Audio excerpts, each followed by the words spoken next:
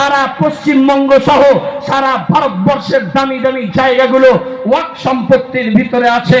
আসলে কেন্দ্রে ওরা তো সব বিক্রি করে দিয়েছে, রেল বিক্রি করে দিয়েছে, প্লেন এবং ফ্লাইট জাহাজ বিক্রি করে দিয়েছে, এয়ারপোর্ট হাতছাড়া হয়ে গেছে, এইভাবে ইলেকট্রিক হাতছাড়া হয়েছে, তা ভালো ভালো জিনিস সম্পদগুলো হাতছাড়া হয়েছে।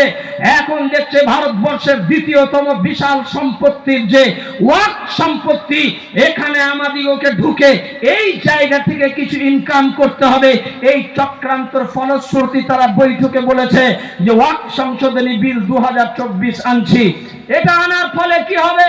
আসলে এই চক্রান্ত হচ্ছে সুদূর প্রসারী, এর অভ্যন্তরীণ হচ্ছে একটা কঠিন আমাদের জন্য একটা বিপদ সীমা। এটার দ্বারা ওরা কি বলতে চাচ্ছে জানেন তো?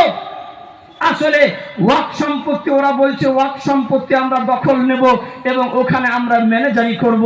এইভাবে আস্তে আস্তে আস্তে আস্তে ওয়াক্ফ সম্পত্তিটা নতুন আইন এনে ওয়াক্ফ সম্পত্তি যে মুসলমানের একটা সম্পত্তি, এই জায়গাতে ওরা একটা দুর্বল করার চেষ্টা করছে।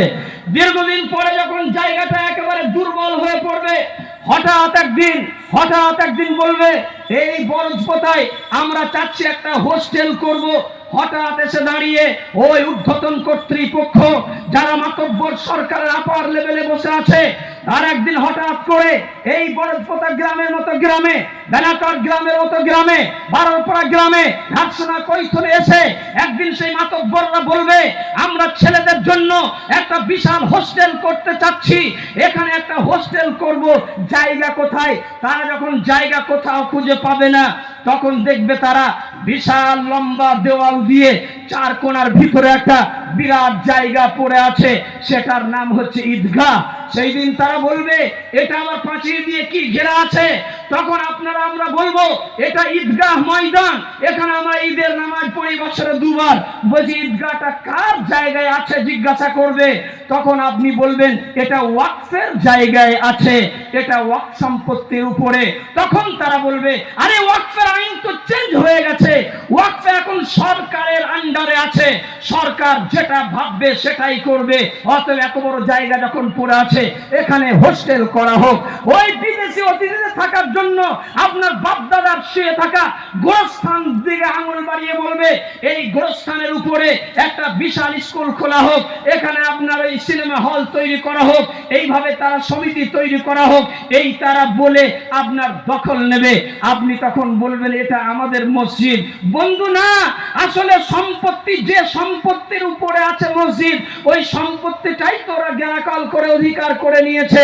অতএব সম্মানিত বুজুর্গ দোস্ত, ওয়াক্ফ সম্পত্তি 2024 সংশোধনী বিল এটা সাধারণ চক্রান্ত নয়, এ চক্রান্ত মাদ্রাসা বন্ধের চক্রান্ত, এ চক্রান্ত মক্তব বন্ধ করার চক্রান্ত, এ চক্রান্ত গোরস্থান বন্ধ করার চক্রান্ত, এ চক্রান্ত ঈদগাহ বন্ধ করে দেওয়ার চক্রান্ত, এ চক্রান্ত হচ্ছে আপনার ওই সমস্ত দরগা খানকা ওই সম্পত্তিগুলোকে আপনার দখল করে নেওয়ার একটা কুপরিকল্পনা এবং চক্রান্ত। এই যে বিশাল চাটাই এবং তক্তায় আমরা বসে আছি, হঠাৎ একজন জলসা বিরোধী লোক এসে বলল আমার চাটাইটা ছেড়ে দাও। অতএব চাটাই ছেড়ে দিলেই তো আমাদের সবাইকে উঠে পড়তে হবে।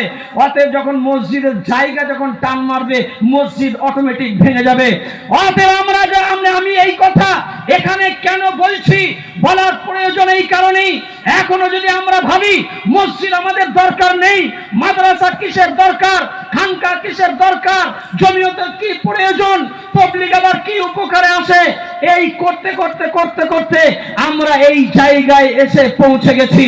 আজ যদি আমরা চোখ খুলে না তাকাবার চেষ্টা করি, কানটাকে একটু যদি আমরা ঠিকঠাক যদি আমরা নজরে না রাখি, তাহলে কিন্তু ভবিষ্যৎ আরো খারাপের দিকে পৌঁছে যাবে। আমি তাই সকলকে বলবো আসি, জমিয়ত উলামা হিন্দ ডাকলে আমাদেরকে সাড়া দিতে হবে, মাদ্রাসাওয়ালারা ডাকলে আমাকে সাড়া দিতে হবে, তাবলীগওয়ালারা ডাকলে আমাদেরকে সাড়া দিতে হবে, খানকাওয়ালারা ডাকলে আমাদেরকে সাড়া দিতে হবে, উলামায়ে কেরামরা ডাকলে সাড়া দিতে হবে। এ জাতির কথা, এ সম্প্রদায়ের কথা, এ মাদ্রাসা মসজিদের কথা কোন রাজনৈতিক দল ঠিকই নেবে না, এ দায়িত্ব কেউ নেবে না। আমাদের মহান রব ছাড়া আর কোন দ্বিতীয় মালিক নেই। আর এই জাতির চিন্তা, মাদ্রাসা মসজিদের চিন্তা, খানকা ঈদগাহের চিন্তা কেবলমাত্র ওলামারাই করেন, তার বাইরে কিন্তু নয়। অতএব আমাদিগকে ওলামাদের ছত্র ছায়ায় থাকতে হবে। এই বরজপোতা মাদ্রাসা যেখানে কোরআনের হাফিজ তৈরি করে সমাজকে আপনার গিফট এবং উপহার দিয়েছে, এই শিক্ষক দিয়েওকে কত কষ্ট করতে হয়েছে, কত মেহনত করতে হয়েছে। তারা সেই ফজরের আজানের